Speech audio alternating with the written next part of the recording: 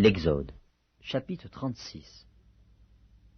Betsaléel, Oholiab, et tous les hommes habiles en qui l'Éternel avait mis de la sagesse et de l'intelligence pour savoir et pour faire, exécutèrent les ouvrages destinés au service du sanctuaire, selon tout ce que l'Éternel avait ordonné. Moïse appela Betsaléel, Oholiab, et tous les hommes habiles dans l'esprit desquels l'Éternel avait mis de l'intelligence, tous ceux dont le cœur était disposé à s'appliquer à l'œuvre pour l'exécuter. Ils prirent devant Moïse toutes les offrandes qu'avaient apportées les enfants d'Israël pour faire les ouvrages destinés au service du sanctuaire. Chaque matin, on apportait encore à Moïse des offrandes volontaires. Alors tous les hommes habiles, occupés à tous les travaux du sanctuaire, quittèrent chacun l'ouvrage qu'il faisait, et vinrent dire à Moïse: Le peuple apporte beaucoup plus qu'il ne faut pour exécuter les ouvrages que l'Éternel a ordonné de faire. Moïse fit publier dans le camp que personne, homme ou femme, ne s'occupa plus d'offrandes pour le sanctuaire. On empêcha ainsi le peuple d'en apporter. Les objets préparés suffisaient, et au-delà, pour tous les ouvrages à faire. Tous les hommes habiles, qui travaillèrent à l'œuvre, firent le tabernacle avec 10 tapis de fin lin retors et de fil bleu, pourpre et cramoisi. On y représenta des chérubins artistement travaillés. La longueur d'un tapis était de 28 coudées, et la largeur d'un tapis était de 4 coudées. La mesure était la même pour tous les tapis. 5 de ces tapis furent joints ensemble. Les 5 autres furent aussi joints ensemble. On fit des lacets bleus au bord du tapis, terminant le premier assemblage. On fit de même au bord du tapis, terminant le second assemblage. On mit 50 lacets au premier tapis, et l'on mit 50 lacets au bord du tapis, terminant le second assemblage. Ces lacets correspondaient les uns aux autres. On fit 50 agrafes d'or, et l'on joignit les tapis l'un à l'autre avec des agrafes.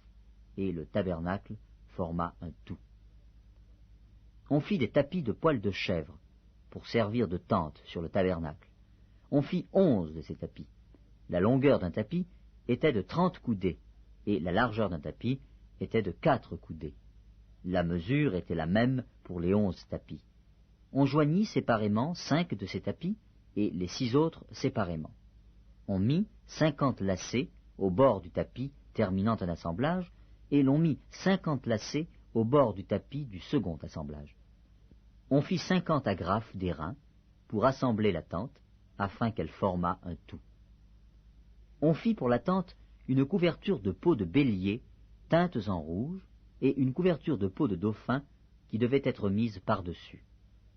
On fit les planches pour le tabernacle, elles étaient de bois d'acacia, placées debout. La longueur d'une planche était de 10 coudées, et la largeur d'une planche était d'1 coudée et demie. Il y avait pour chaque planche 2 tenons, joints l'un à l'autre. L'on fit de même pour toutes les planches du tabernacle. On fit 20 planches pour le tabernacle du côté du midi. On mit 40 bases d'argent sous les 20 planches, 2 bases sous chaque planche pour ces 2 tenons. On fit 20 planches pour le second côté du tabernacle, le côté du nord, et leurs 40 bases d'argent, 2 bases sous chaque planche. On fit 6 planches pour le bord du tabernacle du côté de l'occident. On fit 2 planches pour les angles du tabernacle dans le fond. Elles étaient doubles depuis le bas et bien liées à leur sommet par un anneau. On fit de même pour toutes les deux aux 2 angles. Il y avait ainsi 8 planches avec leurs bases d'argent, soit 16 bases, 2 bases sous chaque planche. On fit 5 barres de bois d'acacia pour les planches de l'un des côtés du tabernacle, 5 barres pour les planches du second côté du tabernacle, et 5 barres pour les planches du côté du tabernacle formant le fond vers l'occident. On fit la barre du milieu pour traverser les planches d'une extrémité à l'autre. On couvrit d'or les planches, et l'on fit d'or leurs anneaux pour recevoir les barres, et l'on couvrit d'or les barres. On fit le voile de fil bleu, pourpre et cramoisi, et de fin lin retors. On le fit artistement travaillé, et l'on y représenta des chérubins.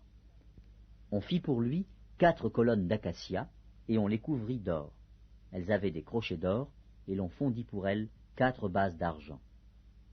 On fit pour l'entrée de la tente un rideau de fil bleu, pourpre et cramoisi, et de fin lin retors. C'était un ouvrage de broderie.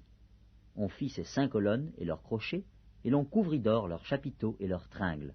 Leurs 5 bases étaient d'airain.